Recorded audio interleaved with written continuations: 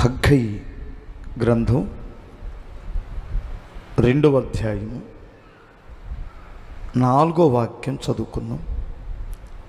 అయినను యెహోవా ఆజ్ఞ ఇచ్చినదేమనగా, జెరుబ్బాబెలు ధైర్యము తెచ్చుకొమ్ము, ప్రధాన యాజకుడగు యెహోజాదాకు కుమారుడైన యెహోషువ ధైర్యము తెచ్చుకొమ్ము, దేశములో ఉన్న సమస్త జనులారా ధైర్యము తెచ్చుకొని పని జరిగించుడి, నేను మీకు తోడుగా ఉన్నాను.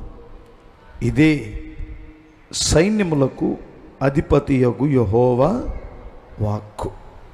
ఒక్కసారి హల్లెలూయా చూదమ్మా.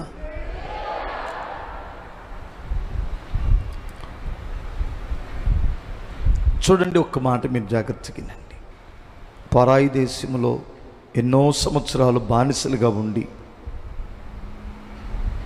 స్వేచ్ఛను స్వతంత్రాన్ని కోల్పోయి ఏ పని ప్రారంభించాలన్న ధైర్యాన్ని కోల్పోయి, నిజంగా చెప్పాలంటే చేతగానటువంటి వారం అనుకుంటున్నటువంటి ఆ ప్రజలతో ప్రభు అంటాడు, మీరు ధైర్యం తెచ్చుకొని పని ప్రారంభించండి, నేను మీకు తోడై ఉంటాను అంటాడు.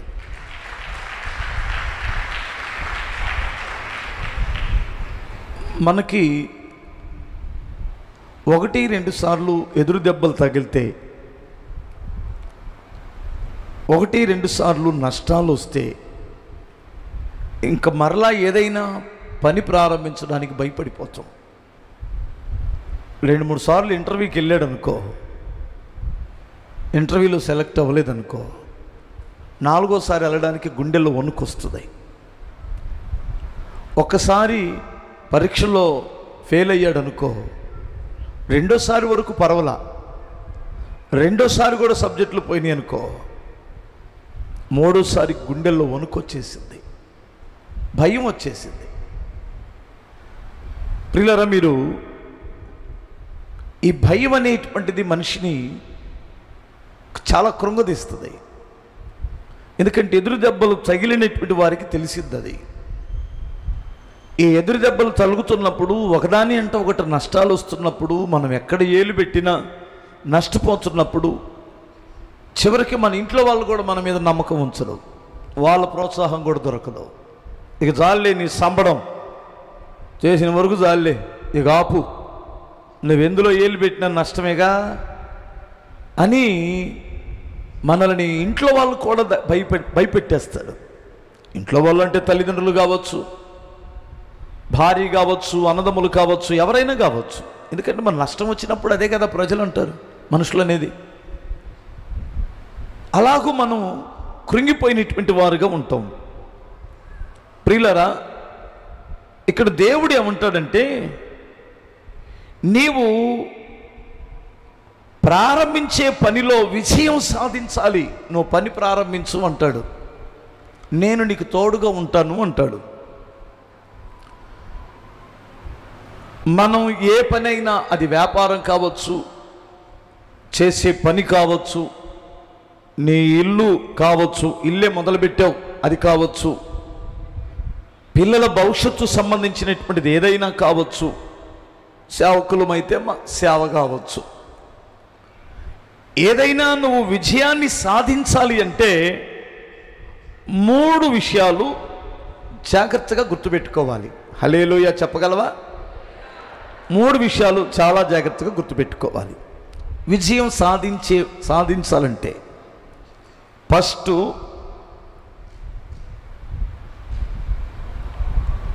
దేవుని మీద ఆధారపడాలి, లేదా దేవునితో కలిసి పని చేయాలి. అంటే దేవుని, ప్రభువాన్ని నీ పని ప్రారంభిస్తున్నాను, నీవు నాకు తోడుగా ఉండని ఎడల నేనేమీ సాధించలేనని నీవు నీ సొంత జ్ఞానమును కాక, నీ సొంత సామర్థ్యమును కాక, దేవుని కృపను తోడు చేసుకోవాలి ఫస్ట్. మీకు ఎంతమందికి అర్థమవుతుందో? హల్లెలూయా. ఇప్పుడు పౌలు ఏమంటాడంటే, నేను గొప్ప సేవ చేశాను, నా ద్వారా దేవుడు ఎన్నో అద్భుతాలు చేశాడు, నేను ఎన్నో ఖండాలకు వెళ్ళాను, ఎన్నో దేశాలు తిరిగాను, సువార్త ప్రకటించాను, ప్రయాసపడ్డాను, విజయాన్ని సాధించాను, కానీ నేను కాదు, నాకు తోడయ్యున్న దేవుని కృప అంటాడు. గమనించారా? ఇంకొక దగ్గర ఏమంటాడంటే, పౌలా, ఇంత బలహీనుడివి, సామాన్యమైనటువంటి స్థితిలో ఉన్నటువంటి నీవు ఎలాంటి పని అలా చేయగలిగావంటే, నేను కాదు, నన్ను బలపరుచు వాని అందే నేను సమస్తము చేయగలిగాను అని సాక్ష్యం ఇస్తాడు. మీకు అర్థం చేసుకోవాలి. చాలామంది కొంచెం ఒకటి రెండు సక్సెస్ అయ్యారంటే, చిన్న చిన్నవి కూడా దేవుని సహాయాన్ని పక్కన పెట్టేటువంటి వారు చాలామంది ఉన్నారు. మన సొంత జ్ఞానం మీద, మన సొంత బలం మీద ఆధారపడేటువంటి వారు ఉన్నారు. నేను మీకు మనవి చేసేది ఏమిటంటే, చివరికి నీ సంసారాన్ని కూడా, నీ కుటుంబాన్ని కూడా సమర్థవంతంగా నడిపించుకోవాలంటే, ఓ ప్రభువా, నీ సహాయం లేకుండా నేను ఒక్క అడుగు కూడా వెయ్యలేను తండ్రి, నాకేమి తెలియదు, చిన్నపిల్లవాడిని, నేను చిన్నవాడిని, నాకు మీరు తోడుగా ఉండాలని దేవుని దగ్గర చిన్నపిల్లలాగా దేవుని బలము మీద ఆధారపడినప్పుడు ఖచ్చితంగా జయాన్ని సాధిస్తావు. ఎంతమందికి అర్థమవుతుందో స్తోత్రం చెప్పగలవా? ఇప్పుడు మీకు చాలా ఉదాహరణలు ఉన్నాయి బైబిల్లో. గొలియాత్ అనేటువంటి వాడు అక్కడ నిల్చున్నప్పుడు పెద్ద పెద్ద వాళ్ళందరూ భయపడిపోయి గుడారాల్లో దాక్కుంటున్నారు.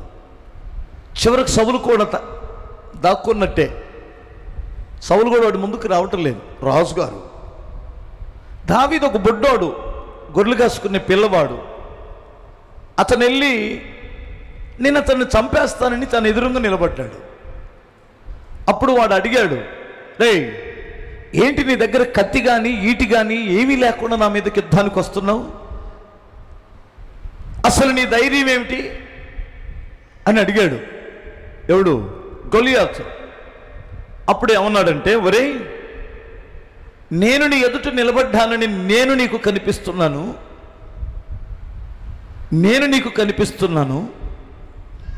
మా వాళ్ళకేమో నువ్వే కనిపిస్తున్నావు, మా వాళ్ళందరికీ నువ్వే కనిపిస్తున్నావు, అందుకనే భయపడి బయటికి రావటం లేదు. ఈరోజు రెండు కార్యాలు జరుగుతాయి, నీకు అర్థం కావాలి.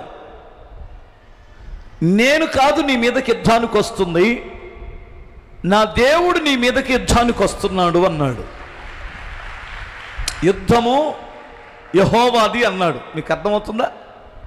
నేను కాదురా నీ మీదకి వస్తుంది, నువ్వెక్కడా, నేనెక్కడా, నీ అనుభవం ఎక్కడా, నా అనుభవం ఎక్కడా, నీ బలం ఎక్కడా, నా బలం ఎక్కడా, నీతో నేనెక్కడ గెలవగలనరా? నా దేవుడు వస్తున్నాడు యుద్ధానికి అన్నాడు.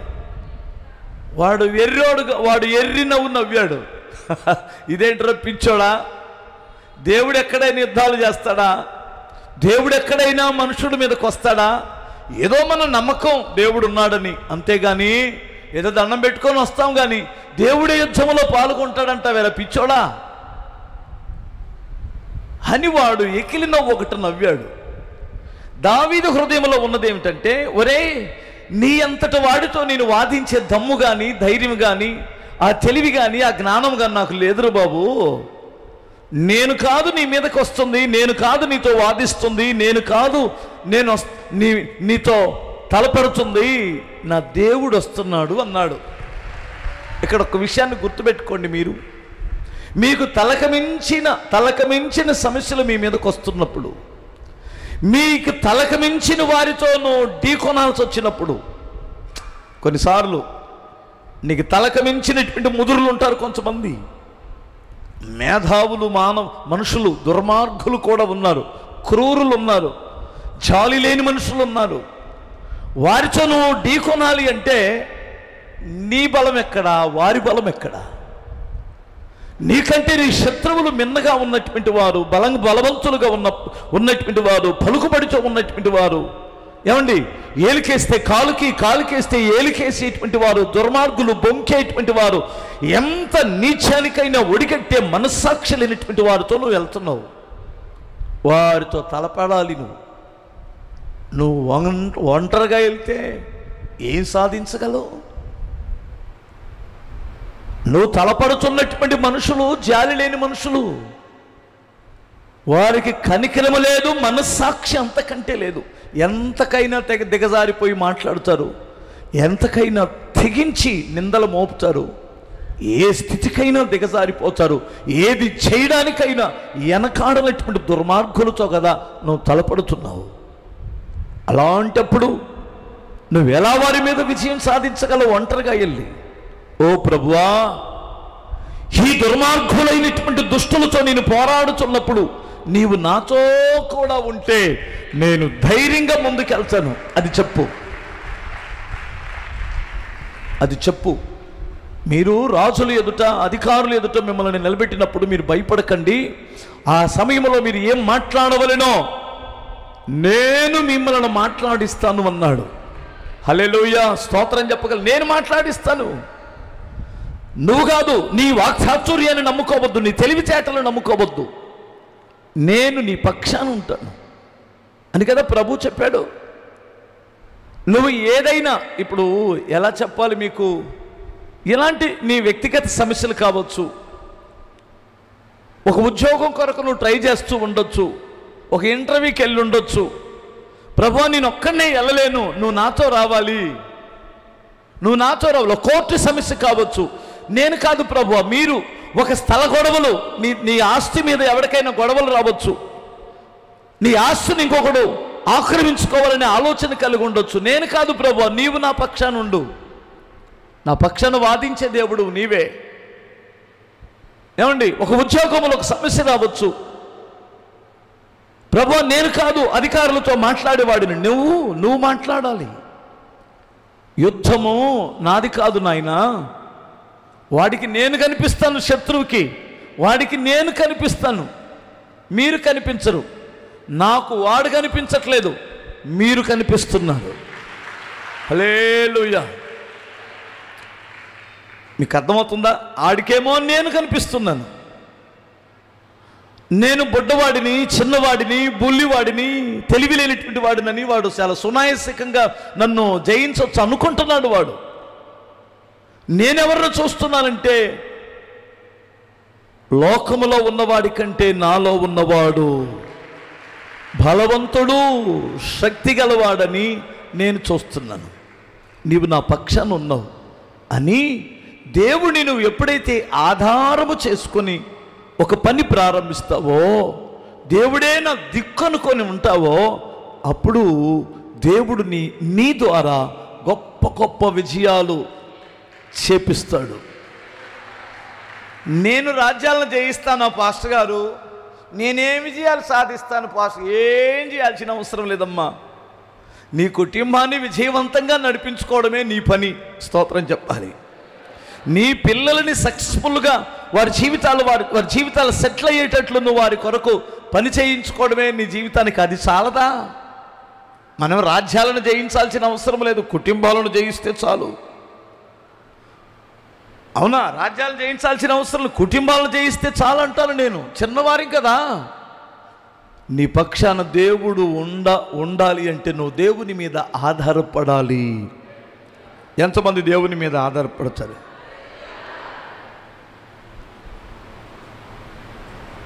ఈ సంవత్సరం కూడా ఏదో పాట పాడుకున్నామే, దీనుల ఎడల కృపచూపువాడ నీ దాసుని దాటిపోకయ్యా, నీవే నాధారము, నీవే నాశ్రయము, నీవే నాధారము, నీవే నాశ్రయము. అందులో రెండో చరణం, విరోధుల అంబులకు అప్పగించక నా కవచము నీవైనవి, విరోధుల అంబులకు అప్పగించక నా కవచము నీవైనను కాపాడితివి, నా శ్రమ నిందలను చూచితివి, దుఃఖము సంతోషముగా మార్చితివి, నా శ్రమ నిందలను చూచితివి, దుఃఖము సంతోషముగా మార్చితివి. నీవే నా ఆధారము నా యేసయ్యా, నీవే నా ఆశ్రయము, నీవే నా ఆధారము, నీవే స్నేహ. పాడండి.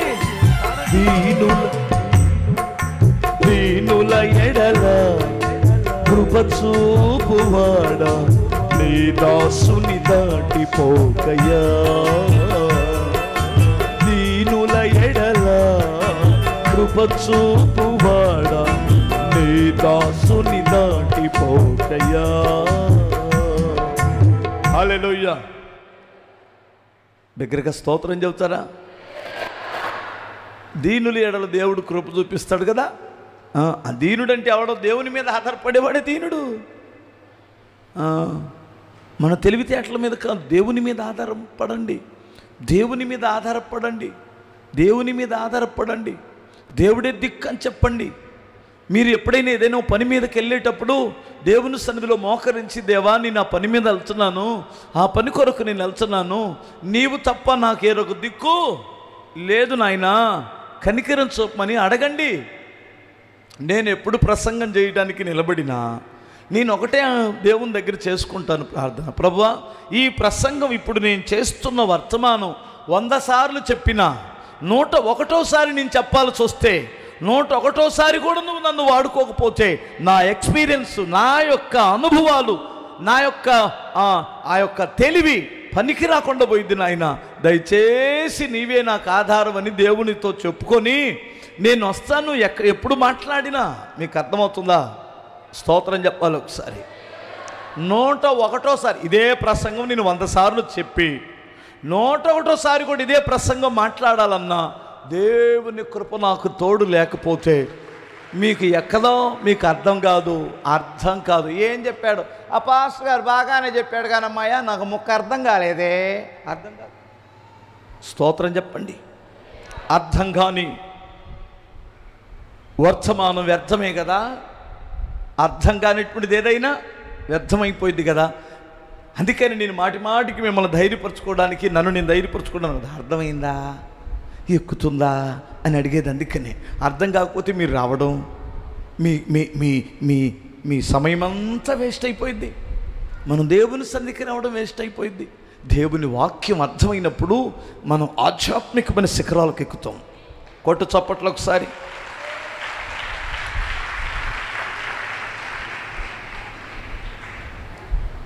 నువ్వు ప్రారంభించే ఏ పనినైనా దేవుడు అంటాడు, నువ్వు పని ప్రారంభించు, నేను నీకు తోడై ఉన్నాను కదా అన్నాడు కదా. ఫస్ట్ నీ జీవితంలో గొప్ప విజయాలు సాధించాలి అంటే దేవుణ్ణి తోడుగా చేసుకోవాలి. రెండవది, భయానికి చోటు ఇవ్వకూడదు, ధైర్యంగా ఉండాలి. దేనికి చోటు ఇవ్వకూడదా? మనోళ్ళకి ప్రతిదాని మీద భయం భయం భయం భయం భయం భయం. అసలు భయపడవలసి వస్తే దేనికి భయపడాలి? 2 విషయాల్లో భయపడండి. 1, పాపానికి భయపడండి. 2, దేవునికి నేనేమైనా దూరం అయిపోతాము నేనేమో, దేవునికి వ్యతిరేకంగా నేను ఎక్కడైనా ప్రవర్తిస్తానేమో అని భయపడండి.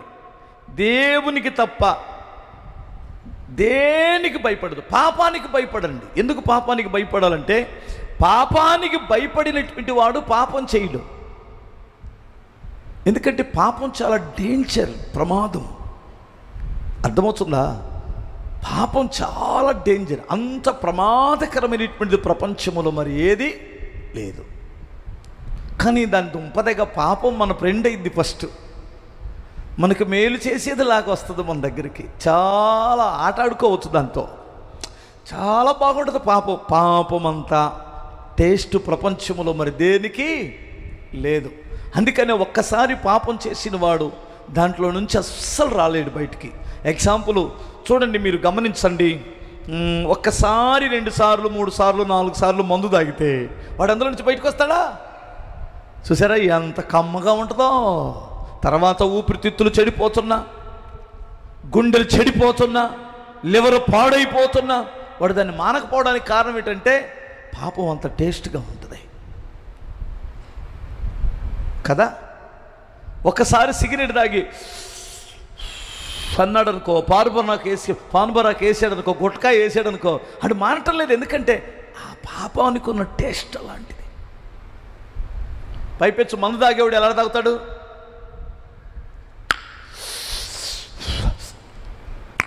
అంత తాగుతాడా? జ్యూస్ తాగినట్టు తాగుతాడా? ఎలా తాగుతాడు? వాడు తాగేటప్పుడు చూడండి, ఒకడైతే ఇలా ముక్కు మోసుకొని తాగుతాడమ్మా, అంతలా బాధైందమ్మా నీకు. ఎవడు తాగమన్నాడు? ఇప్పుడు సహజంగా మనం కూల్ డ్రింక్ తాగేటప్పుడు ఆస్వాదిస్తూ తాగుతాం, జ్యూస్ తాగేటప్పుడు చాలా బాగుంటుంది జ్యూస్ కూడా కదా, అలా తాగుతాం. మరి ఇది ఎందుకమ్మా అంత భారంతో? సరే తాగిన తర్వాత ఈ షీప్ నిక్కర తాగేవాడు ఇప్పుడు చూడండి మీరు, అంతలా ఊసి అంత పని ఏంటి నీకు? అంత చండాలంగా ఉన్న ఎందుకు విడిచిపెట్టలేకపోతున్నావు? ఒకసారి ఆలోచించండి. ఒక్కసారి పేకాట అబ్బితే, ఒకసారి పాపములో ప్రవేశిస్తే, ఒకసారి ఒక స్త్రీతో ఒక పురుషునితో సంబంధం ఏర్పడితే అందులో నుంచి బయటికి రావడం అంత తేలికైన పని కాదు. ఎందుకంటే పాపము నిన్ను పట్టుకుంటుంది, చాలా డేంజర్ అది. ఒక అమ్మాయి అంట, మనం అందరం కుక్కలు పిల్లులు దాక్కుంటాం కదా, ఓ పిల్ల పాముని దాక్కుందంట. పాముని నేను అందులో చెబుతుంటున్నా, కొండ సిలువను సాక్కుందండి. కొండ సిలువను సాక్కుంటే అదంతా ఇంత పెద్దదైపోయింది. మొన్న ఈ మధ్య మేము ఒక ఊరు వెళ్తుంటే పెద్ద కొండ సిలువ, దాని సైజు ఈ సైజు ఉంది, ఈ సైజు ఉందంటే దాని అర్థం ఏంటనుకున్నారు?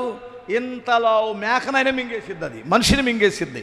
ఎందుకంటే దాన్ని పొట్టకున్న ఇదేమిటంటే అది రబ్బర్ ట్యూబ్ లాగా సాగిపోయింది అనమాట, ఎంత మింగిన. అలా మా కారుకు అడ్డం వెళ్తుంటే మమ్మల్ని ఏం చేయదు కానీ మేము కారులో ఉన్నాం. కారులో ఉన్న వాళ్ళు మాత్రం నోరు తెరిచి కప్ప తెరిచినట్టు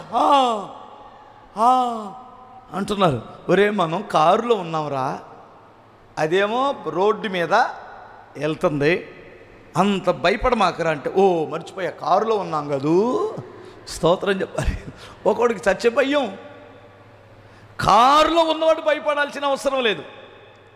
కారులో ఉన్నట్టు మీరు క్రీస్తులో ఉంటే భయపడాల్సిన అవసరం లేదు, మిమ్మల్ని మింగలేదు. మీకు అర్థమవుతుందా? కారులో ఉన్న వాళ్ళకి మాకు భయం లేదు, ఎందుకంటే కారుని మింగలేదు కదా, దాని బాబు దిగొచ్చిన కారుని ఏం చేయలేదు. నువ్వు క్రీస్తులో ఉన్నావు. ఆ అమ్మాయి కొండ సిలువను సాక్కొని ఎప్పుడు పక్కలో పడుకోబెట్టుకుంటుందట. అది కూడా అలా ఆ అమ్మాయి మీద ఇలా పాకుతూ హ్యాపీగా పడుకుంటూ చిన్నప్పటి నుంచి పెద్దదైపోయింది, ఇంతలావునైపోయింది. అది 4 రోజుల నుంచి భోజనం మానేసిందంట, ఆహారం తినడం మానేసింది. పాపం దాని మీద ప్రేమ కదా, ఆ అమ్మాయికి సాక్కున్న పిల్ల కదా, ప్రేమ ఎక్కువైపోయి డాక్టర్ గారి దగ్గరికి వెళ్ళింది సలహా తీసుకోవడానికి. ఏంటో తినటం లేదండి ఇదని. ఆ డాక్టర్ గారు అడిగాడు, అమ్మా 4 రోజుల నుండి దాని ప్రవర్తన ఎలా ఉందో ఒకసారి చెప్పు అన్నాడు. ఏం లేదండి, పాపం ఏమీ తినటం లేదు, పాలు తాగట్లేదు, ఆహారం పెడితే తినటం లేదు, నా వైపు మాత్రం అలా చూస్తూ అలా అంటుందండి అనిందట. 4 రోజుల నుంచి ఏం తింటలేదు. ఇప్పుడు దాన్ని ఏం చేద్దాం అనుకున్నావు? అదేనండి, ఏదైనా ట్యాబ్లెట్లో మందులో ఇస్తే దానికి ఆహారం పెడతానందట. నువ్వేం అంత ప్రయాసపడిన అవసరం లేదు. 4 రోజుల నుంచి అన్నం తినట్లేదంటే నిన్ను తినడానికి ప్లాన్ చేస్తుంది అది. ఎందుకంటే 4 రోజుల నుంచి కడుపు ఖాళీ అయితే కానీ నువ్వు పట్టవనే సంగతి దానికి తెలుసు. అర్థమవుతుందా? అసలు నీ సైజ్ ఎంత, నిన్ను ఎలా మింగాలి, ఎలా కడుపులోకి పెట్టుకోవాలని నీ వైపు అలా చూస్తూ నాలుకలు జవురుతుంది, మంచి కోడిని వేయించి, దాని పేరు ఏమంటారా?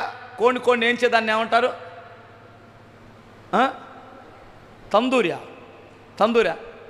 కోడి వేస్తారు. తందూరి చికెనా? అదేనా? తెలుసా? కరెక్ట్గా తెలుసా? నాకు తెలియదులే, నిజంగానే తెలియదురా. కోడిని ఎలా వేయించుతూ ఉంటారు చూశారు? తందూరియనా? ఖచ్చితంగా కన్ఫామ్ కదా, నేను లైవ్ వెళ్తుంది. స్తోత్రం చెప్పాలి ఒకసారి. హల్లెలూయా. తందూరి చికెను చూస్తే మనకు నోరు ఎలా ఉంటుంది? అదే ನಮ್ಮ కోడి ఎలా తిరుగుతూ ఉంటుంది, మసాలా పెట్టి బాగా అలా తిరుగుతుంటే రోడ్డుని వెళ్ళేటప్పుడు కనిపిస్తే మనకి అమ్మ ఉంటుంది. ఒక్కసారి కూడా నేను కోడిని ఎప్పుడు కొనుక్కోలేదురా. నువ్వు కొనుక్కున్నావా? అబద్ధం ఆడుతుంది, మీరు ఎలా తెలుసురా? హల్లెలూయా. స్తోత్రం చెప్పగలరా? మీకు నోరు ఊరుతుందా? మరి ఏం చేయాలి సార్ అనిందట. వెంటనే తీసుకెళ్ళి దాన్ని అడవిలో విడిచిపెట్టి, లేదంటే నేను మింగేసింది అన్నాడట. మీకు అర్థమవుతుంది కదా?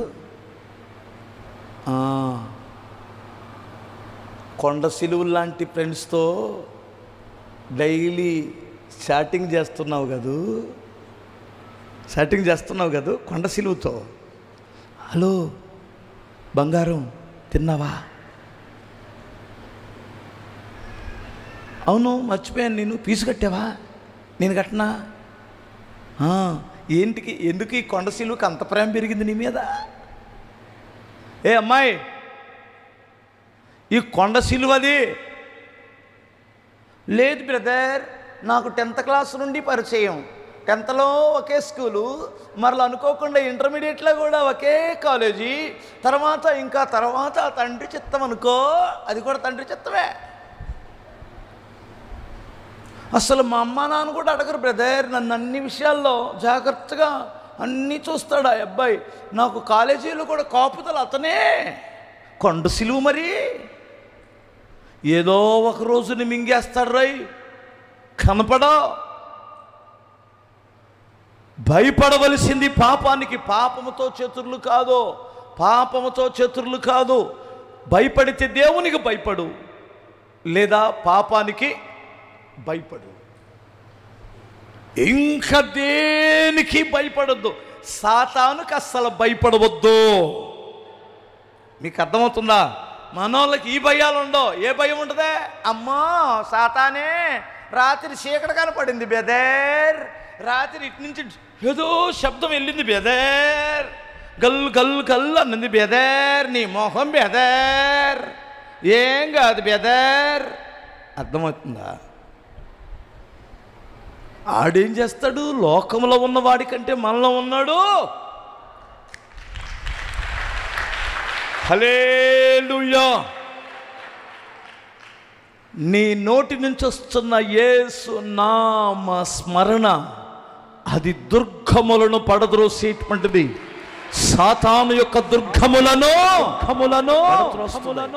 నీకేం పెద్ద ప్రార్థనలు కాదు. నాకు పెద్ద ప్రార్థన రాదు బెదర్. ఏ ప్రార్థన రాకపోయినా యేసు రక్తమే జయం. స్తోత్రం. యేసు రక్తమే జయం అంటే అక్కడ నాకు తెలిసి 100 కిలోమీటర్ల అవతలకి వెళ్ళిపోయింది దయ్యంగాడు. మీరు నమ్మండి, స్తోత్రం చెప్పాలి. మీరు నిజంగా నమ్ముతున్నారా? నమ్మితే చేతులు ఎత్తండి. అస్సలు దుష్టుడికి భయపడవలసిన అవసరమే లేదు.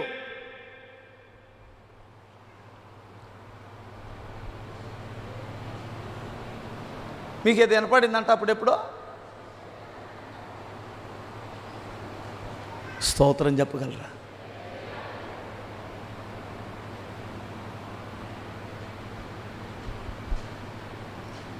నాకు పాములంటే భయం రా, దయ్యాలంటే భయం.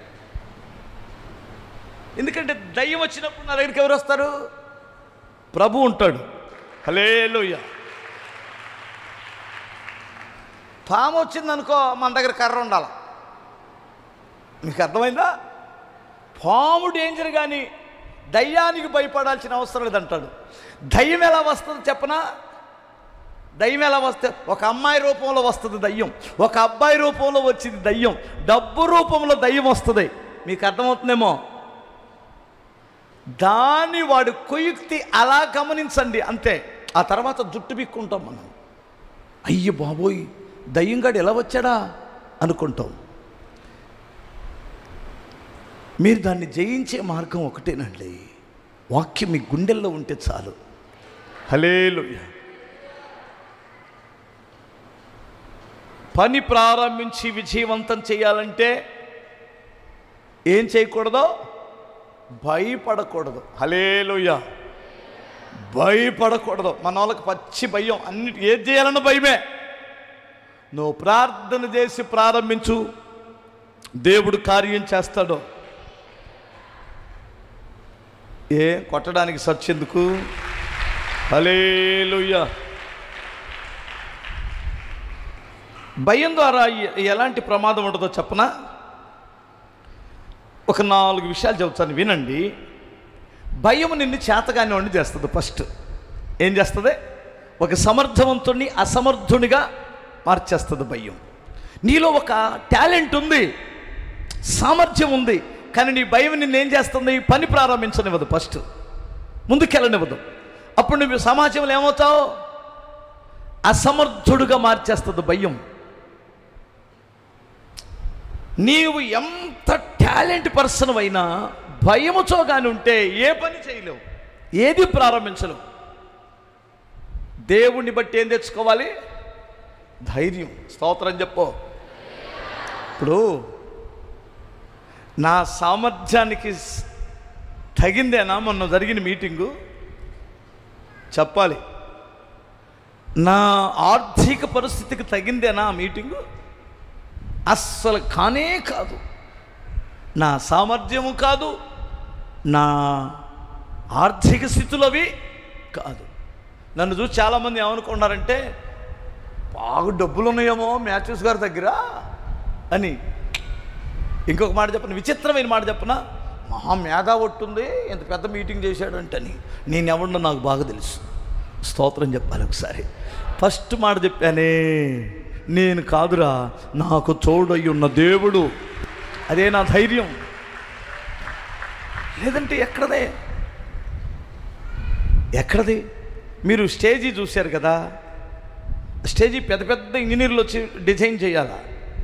మావాడు హోసన్నా అది డిజైన్ చేసి చెబితే, అరే ఇది అయిద్దా హోసన్నా, రే ఏదన్నా మళ్ళీ లేనిపోయింది జరిగిద్దంటే, నువ్వు ప్రశాంతంగా ఉండు డాడీ, నేను చూసుకుంటాను దాని సంగతి అన్నాడు. ఒక గొప్ప దైవజనుడు ఫోన్ చేసి, ఒక గొప్ప దైవజనుడు, గొప్ప మీటింగ్ పెట్టే దైవజనుడు పొద్దున్నే ఫస్ట్ రోజు అయిపోయిన తెల్లారి ఫోన్ చేశాడు. ఆ గొప్ప దైవజనుడు, మంచి మనసున్న దైవజనుడు, బ్రదర్ ఏంటి బ్రదర్ మొదటి రోజే ప్రజలు అలా వచ్చారు,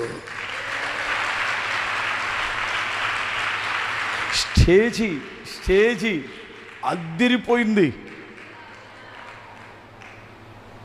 అది నాకు తెలిసి ఈ ప్రాంతంలో ఫస్ట్ సారి మీదేనట్టుంది అలాంటి స్టేజీ అని అంటే నా హృదయం ఉప్పొంగిపోయింది. నేను అన్నా నిజంగా మీ బోటోళ్ళు ఎంకరేజ్ నాకు ఏం అర్థం కావట్లేదు అంటే నిజమే చెబుతున్నాను, నేనేమి పొగడ్డానికి చెప్పట్లేదు. రాత్రి అంతా మీ లైవ్ అంతా నేను ఫాలో అయ్యానని చెప్పాడు ఆయన. స్తోత్రం చెప్పాలి. అలాంటి మంచి మనస్సున్న దైవజనులు ఫోన్ చేసి ఎంకరేజ్ చేస్తారు. ఒకడేమో లోపల కుళ్ళుకొని చేస్తారు, అది వేరే సంగతే. హల్లెలూయా. కానీ నేనంటాను, అధైర్యం నిన్ను చేతకాని వానిగా చేస్తుంది ఫస్ట్. ఓకే, ఇప్పుడు ఎంతమంది ధైర్యంగా ఉండాలనుకుంటున్నారు? హల్లెలూయా. ఇంకో మాట చెప్పనా, నిన్ను భయం మానసికంగా కృంగదీస్తుంది. మానసికంగా నిన్ను బాగా కృంగదీస్తుంది. అన్నిటికంటే ప్రమాదకరమైనది మానసిక వ్యాధి. ఒక్కొక్కరు చెబుతుంటారు, సో గుండె తడతడ కొడుతుందన్నా, అమ్మా నీరసం వచ్చేస్తుందన్నా, నాకు నాలుక అంతా ఎండిపోయినట్టు మంచినీళ్ళు తాగాలనిపిస్తున్నాను. దాని అర్థం ఏంటనుకున్నారు? మానసిక బలహీనత. ఏ రోగం లేదు నీలో, భయం నిన్ను ఆవరించిందంతే. మంచినీళ్ళు గ్లాసులు తాగుతున్నా, చెంబులు తాగుతున్నా, అసలు ఎక్కడ పోతున్నావు అర్థం కావట్లేదు, నాలుగు ఎండిపోతాను. చూశాను, ధైర్యం చెడిపోయావు. ఏదో ఒక మానసికంగా నువ్వు ఆలోచిస్తున్నావు. భయము అనేటువంటిది నిన్ను మానసికంగా కృంగతీస్తుంది. మూడో విషయం ఏమిటంటే, భయం ఎలాంటిదంటే నిన్ను రోగిగా మార్చేస్తుంది. నీలో ఏ రోగం ఉండదు కానీ రోగములు వస్తాయి, ఏ రోగం ఉండదు కానీ రోగాలు వచ్చేస్తాయి. ఎందుకంటే కాళ్ళు గడగడ వణికిపోతాయి, కాళ్ళు నిలబడడానికి కూడా నీకు పని చేయవు. అమ్మ కాళ్ళు ఏమైనా చచ్చిపడిపోతాయి అనుకుంటావు, కానీ కాళ్ళు నరాలన్నీ బాగానే ఉన్నాయి. స్తోత్రం చెప్పగలరా? నిన్ను ఆవరించిందేంటి? 4 అడుగులు వేసి, అమ్మ నేను కూర్చోలేను, కూర్చేయండి అమ్మ. నిన్ను టెస్ట్ చేస్తే ఏ రోగం ఉండదో, కానీ నువ్వు రోగిలాగా అయిపోతావు. ఏంటది? దానికి కారణం ఏంటి? భయమే. ఇంకా చెప్పనా, భయం నిన్ను ఎంత పాడు చేస్తుందంటే చివరికి చంపేసింది కూడా, చంపేసింది భయం. ఇప్పుడు భయము నుండి బయటికి రావడానికి నేను 4 విషయాలు చెబుతాను. 3 విషయాలు చెబుతాను. స్తోత్రం చెప్పగలరా? మీకు చెప్పనా? టైం చూసుకొని నాకు మీటింగ్ ఉంది ఇప్పుడు. అయ్యి బాబోయ్, టైం ఉంటే బాగుండు. 10 నిమిషాల్లో త్వరగా ముగించేస్తానులే.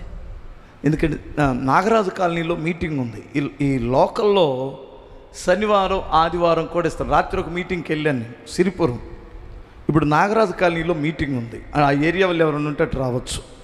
హల్లో చెప్పగలరు ఒకసారి? భయాన్ని జయించడానికి 3 మాటలు చెప్పనా?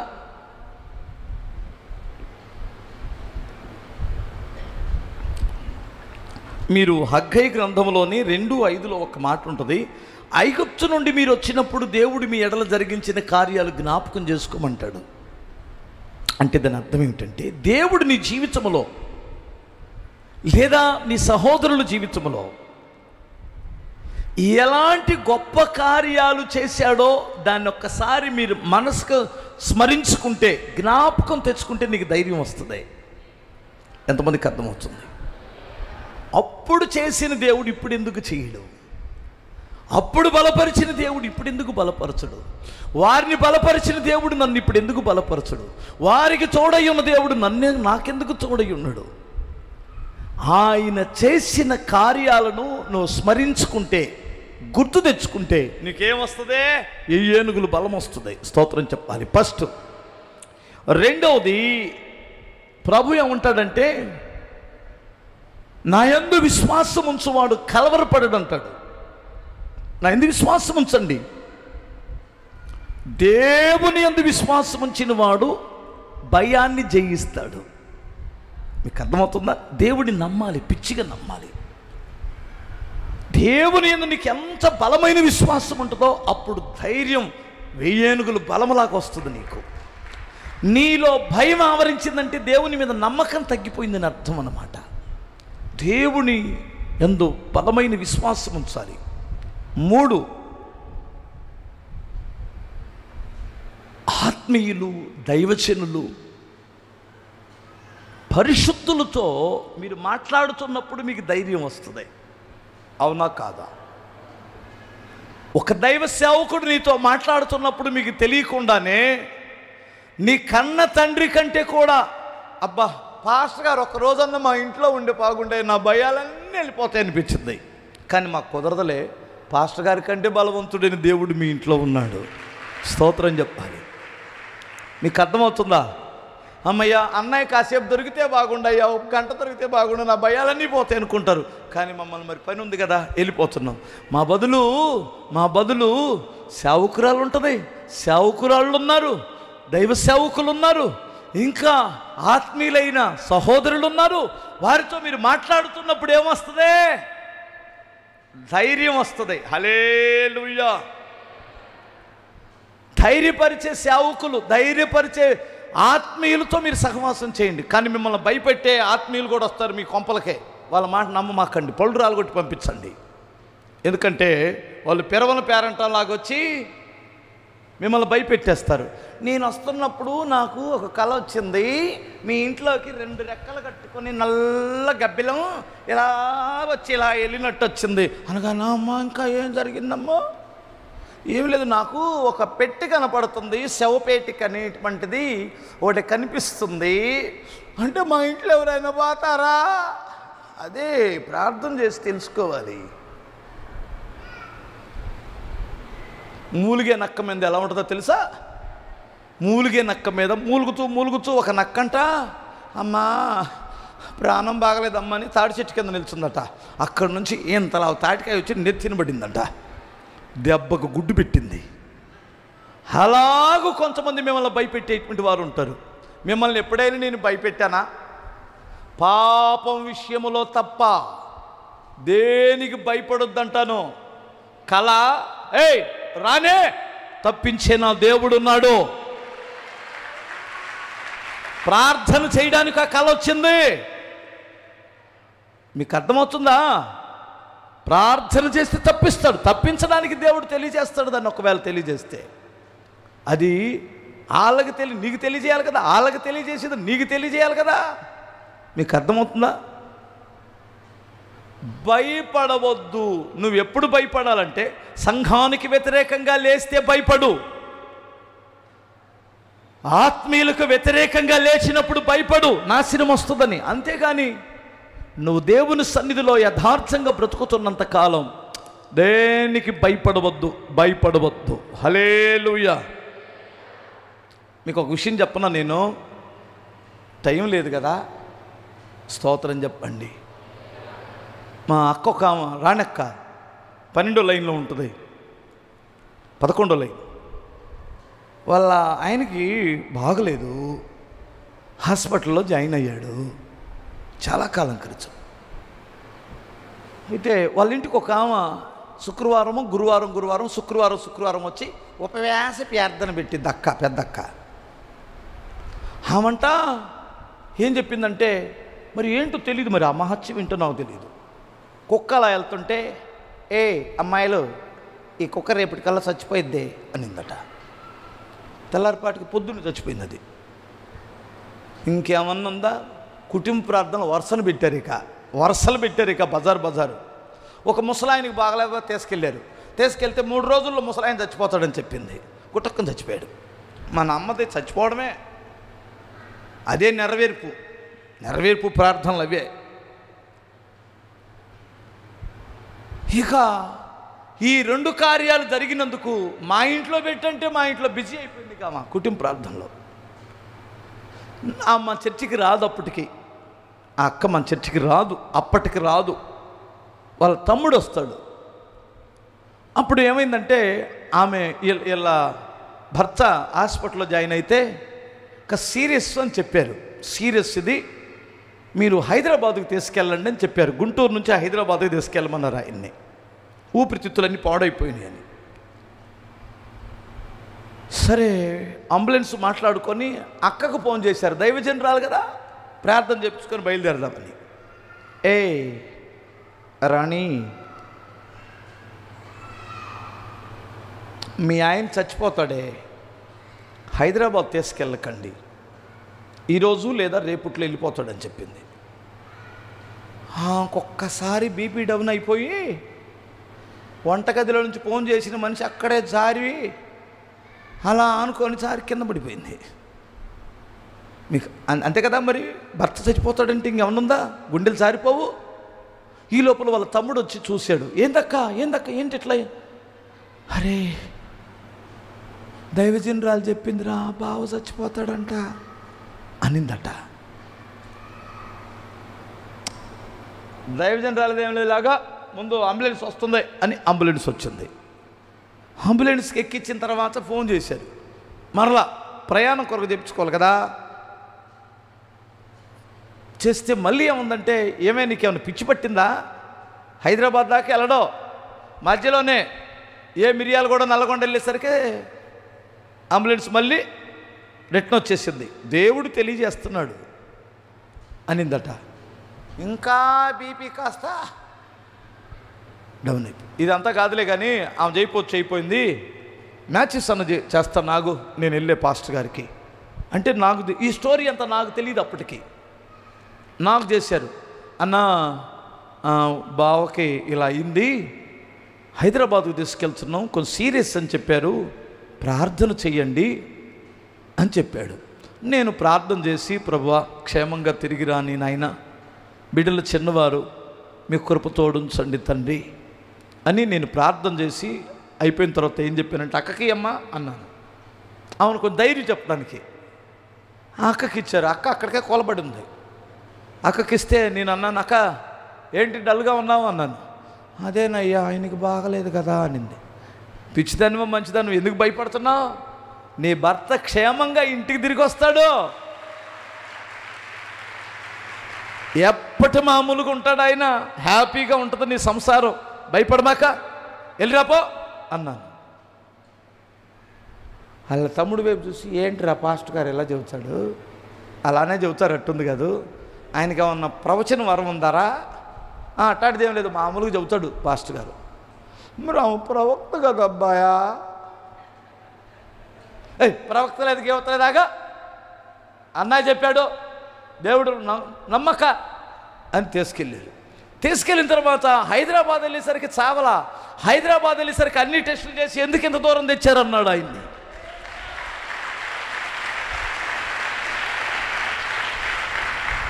తీసుకొని వచ్చారు, హ్యాపీగా ఉన్నాడు. మళ్ళీ ఆయన డ్యూటీలో జాయిన్ అయ్యారు, ఆయన జాబ్ చేసుకుంటున్నాడు. 2 నెలల తర్వాత ప్రవక్త చచ్చిపోయింది. నేను చెబుతుంది నిజమే, అబద్ధాలు కాదు, నేను పేర్లతో సహా చెప్పానుగా. నేను అబద్ధాలు చెబుతున్నాను, రానెక్కుంటుంది అడగండి, దేవరాజు ఉంటాడు అడగండి. నేను ఇప్పుడు ఏం చెప్పాను? 11వ లైన్ ఏటగ్రహారం. ఆమె చచ్చిపోయింది. నాకు ఆమె చచ్చిపోయిన సంగతి నాకేం తెలుసు? అక్కే ఫోన్ చేసి, అయ్యా అన్న బ్రతికాడు కానీ ఆమె చచ్చిపోయింది ఏందయ్యా? నాకేం తెలుసు అక్క, నాకు మాత్రం ఆమె చచ్చిపోయినట్టు కల రాలేదు. హలే వస్తే నేను చెప్పయ్యా. మీకు అర్థమైందా?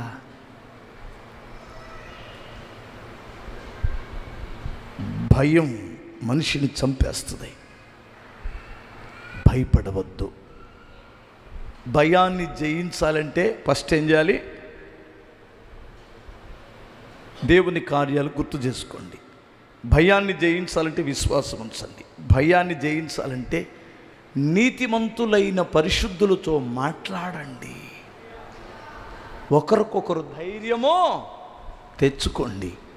అప్పుడు నువ్వు గొప్ప కార్యాలు సాధిస్తావు. ఓకే, ఇంకొక మాట ఉంది, టైం ఏమో అయిపోతుంది, ఏం చేయాలబ్బా? విజయం సాధించడానికి పని ప్రారంభించాలి, వాయిదా లేకూడదు. స్తోత్రం చెప్పాలి. ఒకసారి ఎవరో అంట అలా అంటున్నాను నేను అనుకోద్దు. ఎవరో ఈ అడుగు తినే వాళ్ళు ఒక దగ్గర కూర్చుంటారు, అందరు కలిసి ఒక సట్ర వేసితే అక్కడ కూర్చుంటారా? రేపు పొద్దున ఏంటంట, అసలు రేపు పొద్దున మా తాత పెద్ద హీరోరా, మా తాత పెద్ద విక్రమార్కుడు అంటాడు. నెక్స్ట్ ఒక దగ్గర లంకి బిందెలు ఉన్నాయి, వస్తాయి. వచ్చిన తర్వాత ఒక పెద్ద ఆశ్రమం స్టార్ట్ చేయాలా. వీళ్ళ కోతల రాయుళ్ళు అయిపోతారు. అడుగు తిని బిర్రుగు తిని ఏ పని కూడా ప్రారంభించరు. ఎందుకంటే ఒళ్ళంచరు కదా.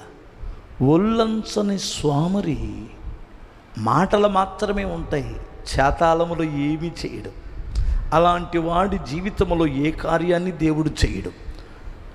నీవు దేవుని మీద ఆధారం చేసుకొని, దేవుణ్ణి ఆధారం చేసుకొని ధైర్యము తెచ్చుకుంటే నెక్స్ట్ స్టెప్ ఏమేస్తావంటే పని ప్రారంభిస్తావు. అది ఏదో, అది నుయ్యో గొయ్యో చెరువో సముద్రమో కాలు పెట్టేస్తావు. స్తోత్రం చెప్పాలి. ఒకసారి కాలు పెట్టేస్తావు, దేవుడు కార్యం చేస్తాడు. మీకు అర్థమైందా? ఇప్పుడు ఎర్ర సముద్రం దగ్గర నిలబడ్డారు. ప్రభు ఏమంటాడంటే సాగిపో అన్నాడు. ఎటు నుండి సాగిపోమన్నాడు? నీ కనిపించేది సముద్రమైన సముద్రములో రహదారిని దాచాడు దేవుడు. నీవు ఒక పని ప్రారంభించేటప్పుడు ప్రార్థన చేసుకొని దేవుని ఆధారం చేసుకొని బహుధైర్యంతో పని ప్రారంభిస్తే అసాధ్యమైనది సుసాధ్యం చేయగలిగే శక్తి గల దేవుడు ఆయన. ఏం చేయాలంటారు? అడుగు పెట్టాలి. స్తోత్రం చెప్పగలరా? పని ప్రారంభించాలి. యోర్దాను నదిలో వారి అడుగులు మోపకుండా అది ఏకరాశి అవల. యాజకులు అడుగులు మోపితే కానీ అది ఏకరాశిగా మారిందట. నీళ్ళెళ్ళి పని ప్రారంభిస్తేనే కార్యం జరిగిద్ది. హల్లెలూయా. ఇప్పుడు ఎన్ని వాయిదాలు వేస్తావు? ఒకడు సచ్చే భయం. హల్లెలూయా. ప్రార్థన చేసి స్టార్ట్ చేయి, దేవుడు కార్యం చేస్తాడు. ప్రార్థన చేసి స్టార్ట్ చేయి, ప్రతి పనికి ప్రార్థన చేసి స్టార్ట్ చేయి. కానీ ఒక విషయాన్ని గుర్తుపెట్టుకో, నువ్వు చేస్తున్న పనికి ఎంకరేజ్మెంట్ ఉండదు. నీకు పురికొల్పేవారు తక్కువ మంది ఉంటారు. నిన్ను హేళన చేసేవారు, ఎగతాళి చేసేవారు, భయపెట్టేవారు ఎక్కువ మందిని చుట్టూ ఉంటారు. గుర్తుపెట్టుకో. నువ్వు సక్సెస్ అయిన తర్వాత అందరూ వచ్చి ధైర్యపరుస్తారు. నువ్వు సక్సెస్ అయిన తర్వాత అందరూ వచ్చేసా అబ్బా సూపర్ బ్రదర్ అంటారు. సక్సెస్ కాకమునుపు నువ్వు అడుగు మొదట అడుగేసేటప్పుడు నిన్ను ఎగతాళి చేసే వాళ్ళు ఉంటారు, హేళన చేసేవారిని చుట్టూ ఉంటారు. లెక్క కూడా చేయమాక. నేను ముందే ఫస్టే చెప్పాను, దేవుని వైపు చూడు, పని ప్రారంభించు, స్తోత్రం చెప్పాలి. మీకు ఎంత అర్థమవుతుంది అబ్బాయి? హల్లెలూయా. భర్త ఒక పని మొదలు పెట్టాడు అనుకో, ఎవ్వరు లేరు శత్రువులు, అమ్మగారే. నీ ముఖానికి నువ్వు చేసి నువ్వు సాధించా. దెబ్బ గుండెలు జారిపోయి ఏసు రక్తమే చేయవు, నేను ముందుకెళ్ళను అంటాడు. భార్య ఏదన్నా పని ప్రారంభిస్తే ఎంకరేజ్మెంట్ ఉండదు. ఎవరిమై సోది ఆడదానివి ఆడదానిలాగుండు, అవుట్ అయిపోయినట్టే, ఏసు రక్తమే చేయం.